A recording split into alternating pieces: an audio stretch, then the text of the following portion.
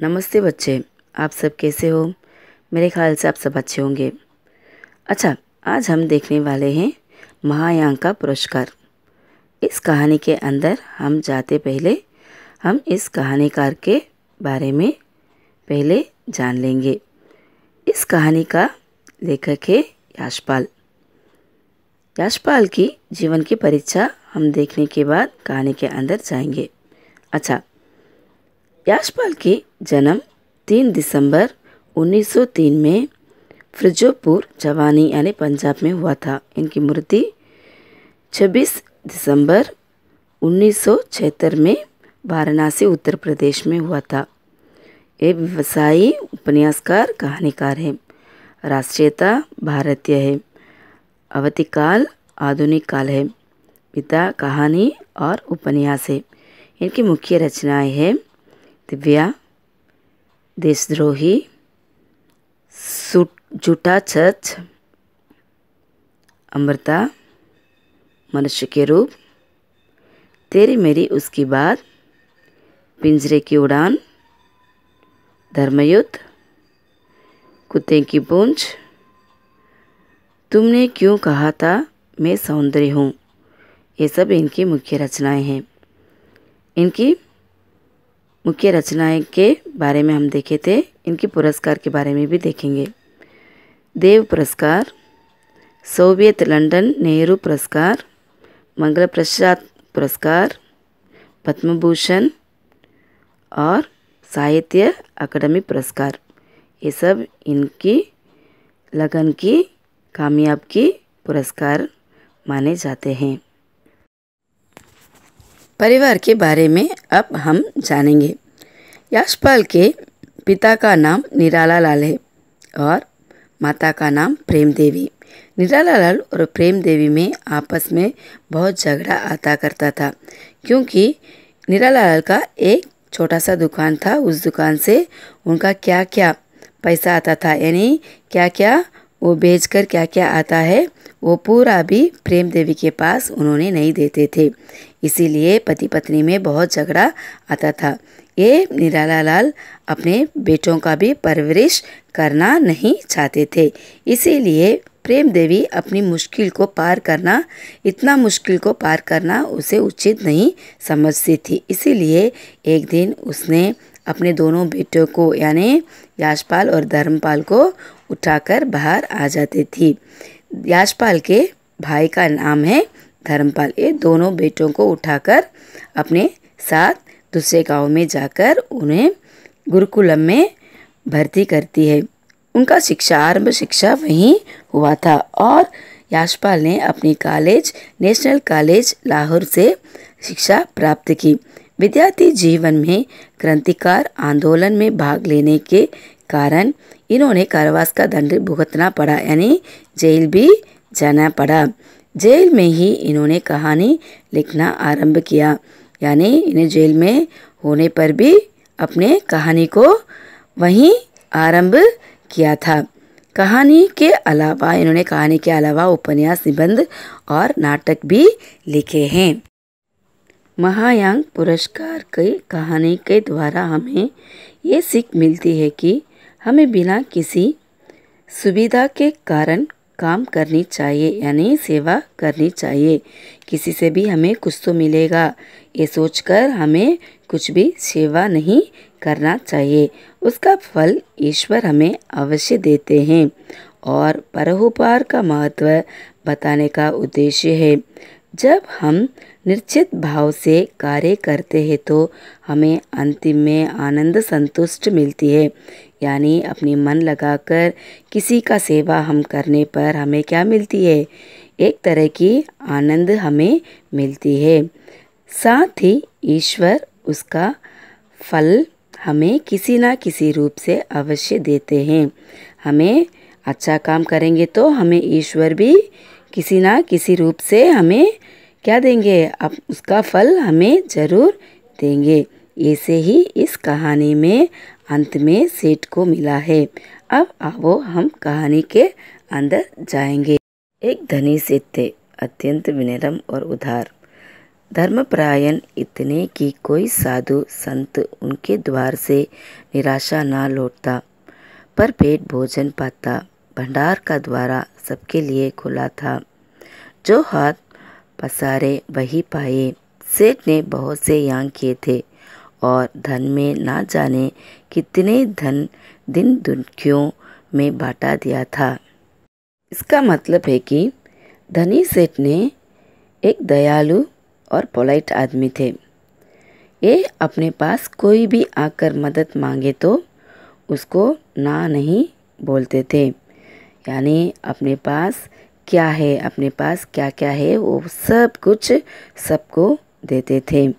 गरीबों को अपने धन को देते थे, बांटकर दिया करते थे।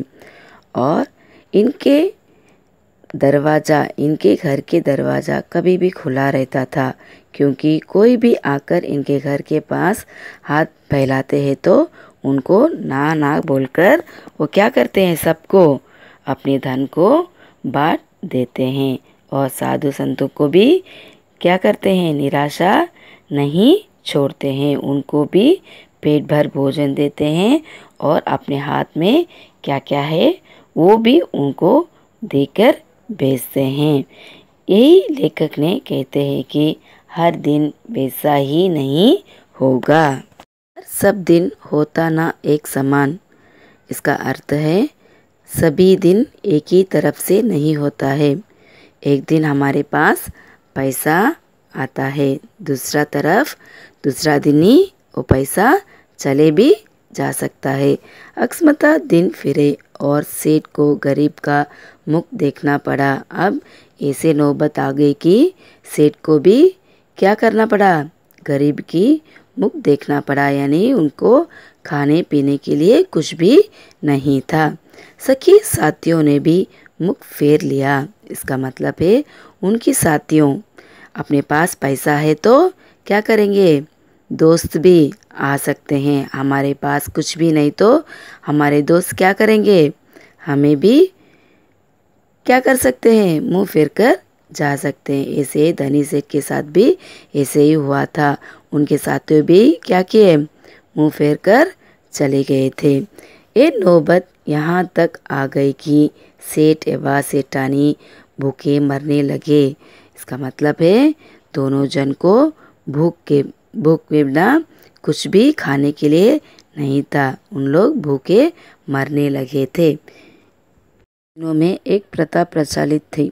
इसका मतलब है ट्रेडिशनल था कि यज्ञ के फल का क्रिया विक्रिया हुआ करता था, यानी धर्म कर्म की कार्य किया जाते हैं तो इस तरह के एक विधान था कि यज्ञ की किया जाता था, यानी उसका जो फल हमें पुण्य अपने मिलता है तो कामयाब मिलता है तो उसको हम रख भी सकते हैं और ज़रूरत पड़ने पर हम उसे बेच भी सकते हैं और ख़रीद भी सकते हैं। इसका क्रिया और विक्रिया का मतलब है बेचना और ख़रीदने का मतलब है। छोटा बड़ा जैसा यज्ञ होता है उसके अनुसार मूल्य मिल जाता है, हमें कैसा भी हो उसका पैसा हमें मिल जाता है। तब बहुत तंगी हुए तो एक दिन सेठानी ने कहा, बहुत मुश्किल का दिन आ गया तो सेठानी ने कहती है कि ना हो तो एक यज्ञ ही बेच डालो, आपके पास कुछ भी नहीं करने को होता है तो इसको एक यज्ञ हम बेच डालेंगे, इसे कहती है। ये सुनकर पहले तो सेठ बहुत दुखी होते हैं, पर बाद में वो सोचते हैं तो विचार करके देखने पर एक यांगी को बेचने के तैयार हो जाते हैं। सेठ के कहने पर 10-12 मील दूर पर एक नगर था, उस नगर का नाम था कंदनपुर, जिसमें एक बहुत बड़े सेठ रहते थे। लोगों ने उनको धना सेठ से पुकारते थे, उनका नाम था धना सेठ। ये रूमर भी था कि उनकी सेठानी यानी उनकी पत्नी को देवी शक्ति प्राप्त है, जैसे वह 3 लोगों की बात भी जान लेती है। इसका मतलब है उन सेठानी को सबकी मन की बात को मालूम होता है, कौन कौन क्या क्या करते हैं, उसके मन में क्या क्या चलता है उसको सब कुछ मालूम होता है। धन की उनके पास कोई कमी ना थी। विपदग्रस्त सेठ ने उन्हीं के हाथ एक यांगी भेजने का विचार किया, यानी उनकी मुश्किल के दिन के लिए वे एक यांगी को बेचकर उससे क्या पैसा आता है उसे अपनी भूख को मिटाने चाहते थे। दूर की मंजिल थी, सो सेठानी जैसे तैसे पड़ोसी से थोड़ा सा आटा मंगा लिया और रास्ते के लिए 4 मोटी मोटी रोटियां बनाकर पोटली में बांधकर सेठ को दे दी। अब क्या किए, थोड़ा सा आटा पड़ोसी से लेकर 4 रोटियां बांधकर एक पोटली में बांधकर अपने पति के पास दे देती थी। सेठ बड़े तड़के उठे, बहुत सवेरे उठे थे और कुंदनपुर के ओर चले दिए। क्या अपने यात्रा को शुरू कर लिए। गर्मी के दिन थे। सेठ ने सोचा कि सूरज निकले तब तक जितना रास्ता पार कर लूं उतना ही अच्छा है। ये सोचकर वे खूब तेज चले, लेकिन आधा रास्ता पार करते करते धूप में इतना तेज आ गई कि चलने का कष्ट होने लगा। बहुत धूप आ गई थी, इसलिए वो नहीं चल पाते थे। पसीने से उसकी सारी तह लातापाता हो गया और भूख भी सताने लगी। सामने वृक्षों का एक गुंज और कुआं देखकर सेठ ने विचार किया कि यहाँ थोड़ी देर रुककर भोजन और विश्राम कर लेना चाहिए। ये सोच वे उस गुंज की ओर बढ़े। पोटली से लोटा ढोरा निकालकर पानी खींचा और हाथ पैर धोए। उस जमाने में क्या अपने साथ लोटा और ढोरा कभी भी लेकर यात्रा पर निकलते थे, क्योंकि अभी इस ज़माने में हमारे पास क्या है, वाटर फिल्टर, वाटर कूलर्स, कुछ ना कुछ हम रख सकते हैं। नहीं तो हमारे पास कुछ भी नहीं तो दुकान है, इसलिए हम कहीं भी उतरकर पानी भी मंगवा सकते हैं। लेकिन उस ज़माने में लोटा ढोरा उनके पास ही रहेगा, कहीं भी उनको रास्ते में कुआं मिल जाएगा, इसलिए उन लोग क्या करेंगे, उस कुआं से पानी लेकर अपने मुँह हाथ धोकर, नहीं तो पीना है तो पीकर वहाँ विश्राम करने का, आराम करने का भी उन्हें एक स्थान मिल जाएगा। उसके बाद एक लोटा पानी लेकर एक पेड़ के नीचे आ बैठे और खाने के लिए रोटी निकालकर तोड़ने ही वाले थे कि क्या देखते हैं, निकट ही कोई हाथ भर की दूरी पर एक कुत्ता बड़ा चटपटा रहा है। बेचारा का पेट कमर से लगा था।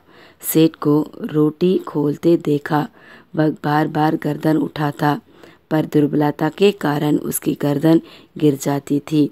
क्या वो बहुत वीक था। एक कुत्ता कैसे था, बहुत वीक था। वो खाना खाकर बहुत दिन हो चुका था, इसीलिए उसके पास शक्ति नहीं थी। क्या अपने पेट को यानी अपने आप को उठाकर बैठने का शक्ति उसके पास नहीं थी। देखकर सेठ का हृदय दया से भर आया। बेचारे को कई दिन से खाना नहीं मिला दिखता है, तभी तो इसका यह हालत हो गया है। सेठ ने एक रोटी उठाई और टुकड़े टुकड़े कर कर कुत्ते के सामने डाल दी। कुत्ता भूखा तो ही था, धीरे धीरे सारी रोटी खा गया। अब उसके शरीर में थोड़ा जान आती दिखाई दी। वह मुख उठाकर सेठ की ओर देखने लगा। उसकी आंखों में कृतज्ञता थी। सेठ ने सोचा कि एक और रोटी उसे खिला दूं तो फिर वह चलने फिरने लायक हो जाएगा। ये सोचकर सेठ ने एक और रोटी टुकड़े टुकड़े कर कर उसे खिला दी। तो रोटियां खाने के बाद कुत्ते के शरीर में शक्ति आ गई और वह सेठ के समीप आ गया। सेठ ने देखा कि अब वह अच्छी तरह से चल नहीं पा रहा है। पास में भी कोई भी बस्ती भी नहीं दिखाई दे रही है। सेठ ने सोचा कि और एक रोटी इसे खिला दूं तो यह अच्छी तरह से चल फिर सकेगा। मेरा क्या, जैसे तो खाए वैसे एक थोड़े दूर में कुंदनपुर में पहुंच जाऊंगा। सेठ ने तीसरा रोटी उठाई और कुत्ते को खिला दी। अब एक रोटी बची, उसे लेकर वे स्वयं खाने वाले ही थे कि सेठ ने देखा कुत्ते की आंख अभी भी उनके ओर जमी है। उन आंखों में करुणा याचना है। कुत्ते की हालत देखकर सेठ के मन में करुणा भाव उत्पन्न होने लगा। सहसा सेठ के मुंह से निकला। हाय, बेचारे ने जाने कितने दिनों से भूखा है। उनके मन में आया, मेरा तो पानी से भी काम चल सकता है। इस बेचारे मूक और बेबसी जीवन को एक रोटी और मिल जाए तो फिर निश्चय थे इसमें इतना ताकत आ जाएगी कि किसी बस्ती तक पहुंच सकेगा। इसका मतलब है मुक का मतलब है यहाँ क्या, ना बोलने वाला जीव। वो क्या कर सकता है? एक रोटी में उसे डाल दिया तो मुझे कुछ भी नहीं है। मैं एक पानी पीकर भी मेरा काम चला सकता हूँ। फिर इसको एक रोटी मिल जाए तो ये क्या कर सकती है? बस्ती तक, पास में बस्ती तक जाकर पहुँच सकती है। सेठ ने अधिक विचार नहीं किया और वह अंतिम रोटी भी कुत्ते को खिला दी। उनके पास क्या आखिरी रोटी थी वो भी उसको खिला दी। स्वयं एक लोटा जल पीकर तथा थोड़ा विश्राम करके अपने रास्ता पकड़ा। थोड़ी देर आराम करके अपने रास्ते पर निकले। दिया जले सेठ कुंदनपुर पहुँचे। या इसका मतलब है वे शाम के पहले कुंदनपुर जाकर पहुँचे। सेठ हवेली पर पहुँचे तो धना सेठ ने उठकर उनका स्वागत किया। धना सेठ को भी मालूम है वो भी एक सेठ थे, इसीलिए वो उनके स्वागत किए थे।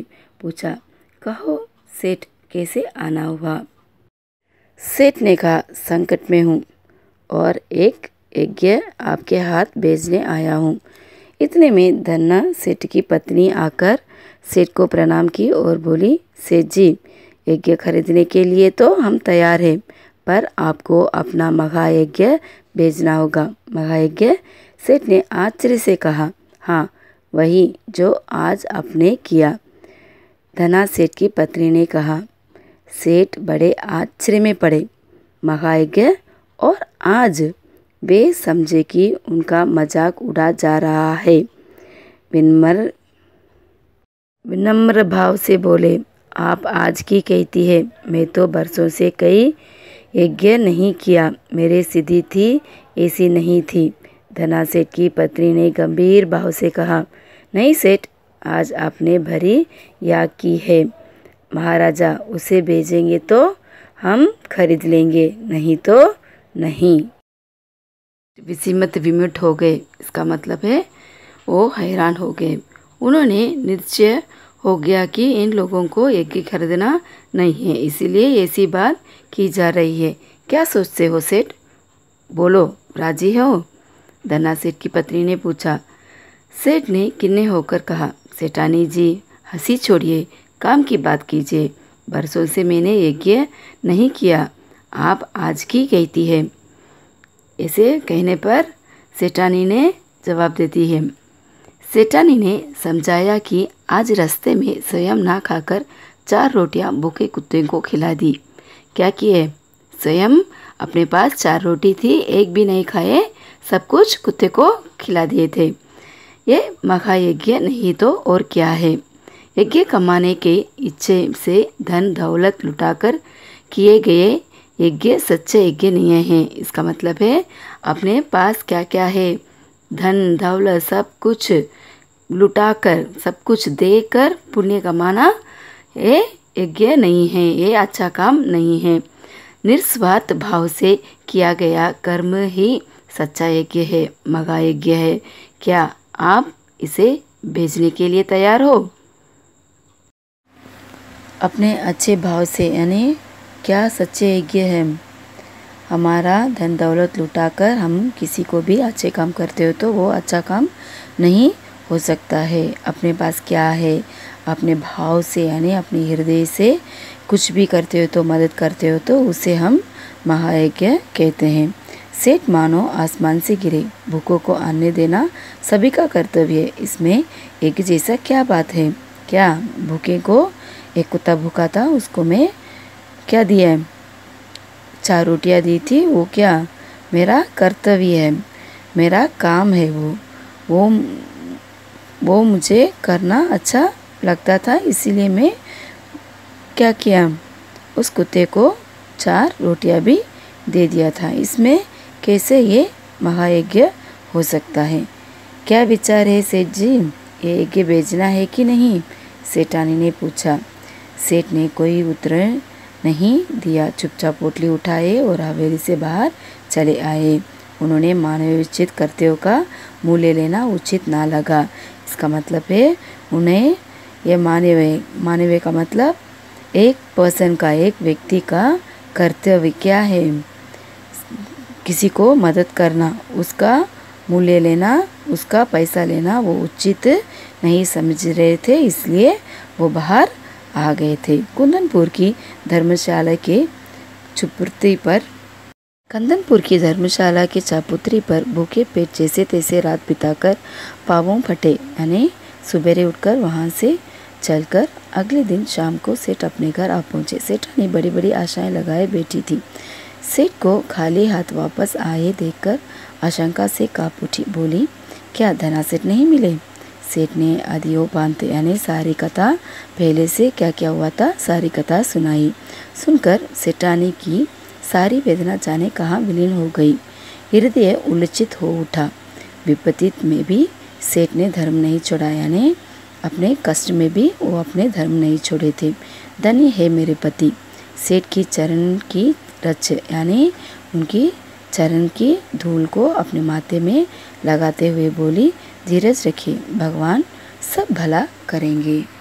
रात का अंधकार फैलता जा रहा था। सेठानी उठकर दिया जलाने के लिए दलान में आई। दलान का मतलब हाल में आई तो रस्सी में किसी चीज़ की ठोकर लगी। किसी चीज़ पर उनकी पैर लग गई थी और फिसल के गिरने वाली थी। गिरते गिरते बची, संभल कर आले तक पहुँची। आले का मतलब हम दीवार में एक स्थान रखते ना, दिया का वो मैच बॉक्स सब रखते ना, उसको बोलते आले।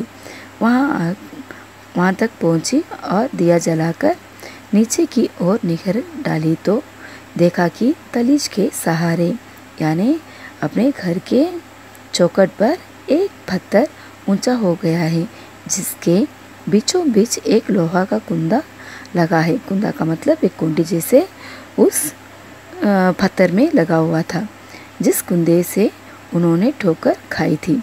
उस लोहे के कुंडी से उनको गिरना पड़ा था।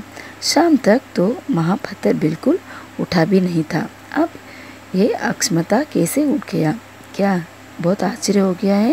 ये कैसे वहाँ उठ गया है? एक पत्थर जैसे बड़ा सा पत्थर और वहाँ एक कुंद का एक लोहा का क्या कुंडी भी वहाँ पर है।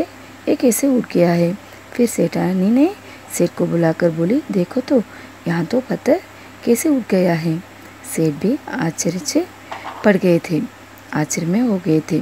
दिया की टिमटिमाती रोशनी में उन्होंने ध्यानपूर्वक यानी बहुत छोटे से उजाला में उनके ध्यान को पूरा उस पत्थर में डाले थे। देखा तो पता चला कि वहाँ तो किसी चीज़ का ढकना है। आखिर ये माजरा क्या है? यानी ढकना का मतलब वहाँ कुछ तो कवर करके रखे हैं। ये क्या हो गया है? सेठ ने कुंद को पकड़कर खींचा तो पत्थर उठाया और अंदर जाने के लिए सीढ़ियाँ निकल आई। यानी कुंद का मतलब एक लोहे का कंबी था ना, उसको पकड़कर निकाले और नीचे देखे तो रास्ता आ गया था। सीढ़ी का रास्ता वहाँ दिखाई दिया था। सावधानी से सेठ और सेठानी दिया हाथ में लिए उतरे। कुछ सीढ़ियाँ उतरते ही इतना प्रकाश सामने आई, उनकी आंखें चौंधियाने लगी। यानी सीढ़ियाँ दिया लेकर हाथ में लेकर उन्हें सीढ़ियाँ पार करने पर उन्हें एक आश्चर्य वहाँ था। सेठ ने देखा वहाँ एक विशाल तहखाना है। तहखाना का मतलब अंडरग्राउंड में जवाहरात से जगमगा रही है। जवाहरात का मतलब ट्रेशर का मतलब है बहुत गहने वहाँ पड़ी हुई थी। देव की इस महिमा का रहस्य उनकी समझ में नहीं आया। यानी भगवान की इस महिमा को उन्होंने नहीं समझ सके थे। दोनों स्पंद खड़े हुए, यानी कुछ भी बोल नहीं सके, ऐसे खड़े हो गए थे। तभी अदृश्य पर स्पष्ट स्वर में उन्हें सुनाई दिया, यानी उनकी बहुत आवाज़ से सुनाई दिया कि ओ सेठ, स्वयं भूखे रहकर अपने कर्तव्य मानकर प्रचनित तुमने मरणसान कुत्ते को 4 रोटियां खिलाकर उनकी जान बचाई। यानी अपने कर्तव्य मानकर उस कुत्ते को यानी वो मरते हुए कुत्ते को अपनी 4 रोटियां भी खिलाकर उसकी जान बचाई। उस महायज्ञ का पुरस्कार यही है। उस महायज्ञ ने अच्छे काम करने का पुरस्कार यही है। सेठ और सेठानी इस दिव्य वाणी को सुनकर कृतकृत्य हुए। इसका मतलब है बहुत डर गए थे। वह धरती पर माथे टेक कर उन दोनों ने भगवान के चरणों में प्रणाम किया। वो दोनों अपने माथे का मतलब अपने घुटनों को नीचे रखकर धरती पर भगवान के चरणों में आकर उनको प्रणाम किए थे। यही है इस कथा का सारांश। धन्यवाद बच्चे, फिर अगले वर्ग में मिलेंगे।